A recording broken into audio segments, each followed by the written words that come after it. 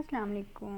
उम्मीद है आप सब खैरियत से होंगे, खुशहाल होंगे और बिल्कुल सेफ़ होंगे। आज की इस वीडियो में हम देखने वाले हैं कि पीपीएससी एग्ज़ाम का पेपर पैटर्न कैसा होता है और उसका सिलेबस कितना होता है, किस हद तक हमें कवर करना होता है। बहुत सारा टाइम तो हम इसी चीज़ को थिंक करने में ही लगा देते हैं कि आखिर कितना सिलेबस पढ़ें, कहाँ कहाँ से पढ़ें। तो इस चीज़ को कवर करने के लिए आप देखते रहें मेरे साथ साइकोलॉजिस्ट व्लॉग का लेक्चर नंबर 1 स्टार्ट से लेकर बिल्कुल एंड तक।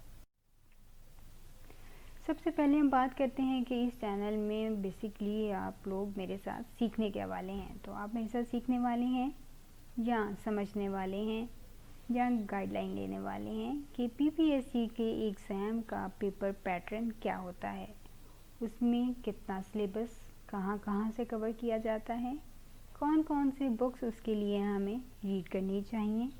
इस टॉपिक के बाद हम आएंगे नेक्स्ट टॉपिक पर जो कि है रिसर्च का। रिसर्च एक बहुत ही ड्राउन आउट टॉपिक है हमारे स्टूडेंट्स के लिए। पहले इंटरेस्टिंग लगता है लेकिन जब करने लगते हैं तो डर लगता है। तो रिसर्च देखेंगे, रिसर्च क्या होती है, इसके बहुत ही वास्ट कंसेप्ट्स हैं, उन सबको समझेंगे।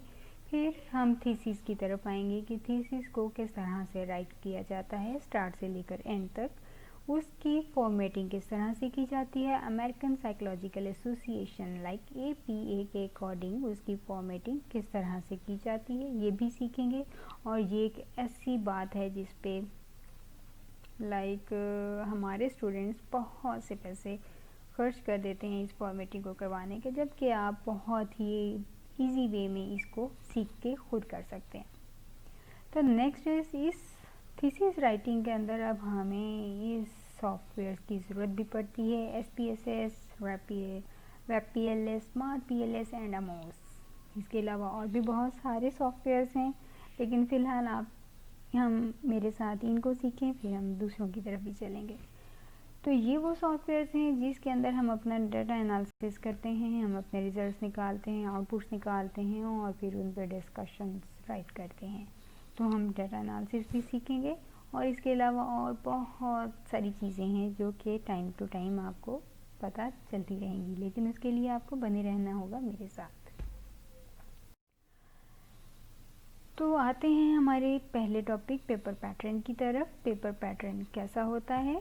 तो ये एक सिंपल MCQ टाइप पेपर होता है। एक बुकलेट आपको दे दी जाती है जिसमें 100 क्वेश्चंस होते हैं और क्वेश्चंस के साथ साथ जाहिर है उनकी ABCD और E ऑप्शंस भी होती हैं, मतलब 4 से 5 ऑप्शंस भी होती हैं, उसमें से आपको आंसर मार्क करना होता है। और इन 100 क्वेश्चंस को जो कि 100 मार्क्स के हैं, इनको अटैम्प्ट करने के लिए आपको 90 मिनट्स का टाइम पीरियड दिया जाता है कि इन 90 मिनट में आपने 100 सवाल जो है वो हल कर लेने हैं। अब अगर आपने 100 के 100 सवाल 100 क्वेश्चंस आपने सॉल्व कर लिए हैं और उसमें से आपको लगता है कि 90 क्वेश्चंस बिल्कुल ठीक हैं और 10 रॉन्ग हो गए, आपके 90 मार्क्स आ जाएंगे, तो ऐसा बिल्कुल नहीं होता, क्योंकि इसमें नेगेटिव मार्किंग होती है। नेगेटिव मार्किंग, अगर आपने एक क्वेश्चन का आंसर रॉन्ग दे दिया है तो आपके 0.05 मार्क्स जो हैं वो आपके टोटल गेटिंग मार्क्स में से डिडक्ट हो जाते हैं। तो इस तरह से आपका स्कोर आहिस्ता आहिस्ता डाउन हो जाता है। इससे हमने क्या सीखा कि तुक्का बिल्कुल नहीं लगाना, गेस बिल्कुल नहीं लगाना, मतलब ऐसे ही आपको लग रहा है कि यहाँ से ठीक है तो आप उसको मार्क कर दें, ऐसा नहीं करना। जिनके बिल्कुल एक्यूरेट आंसर आपको आते हैं जस्ट उनको मार्क करें ताकि आप अच्छे स्कोर्स गेन कर सकें।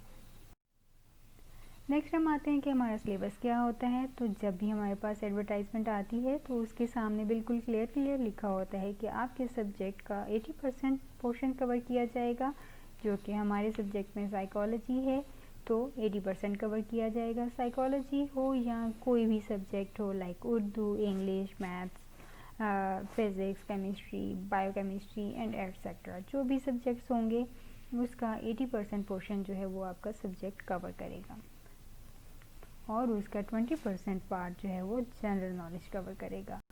अब इन परसेंटेज में आपको जाहिर है वो क्वेश्चन से समझ में आ रहा है कि 100 क्वेश्चंस हैं, तो यहाँ पे भी 80 + 20 100 ही हो गया, मीन्स क्वेश्चंस आपके सब्जेक्ट के होंगे और 20 क्वेश्चंस आपके जनरल नॉलेज के होंगे। सांस चढ़ गया।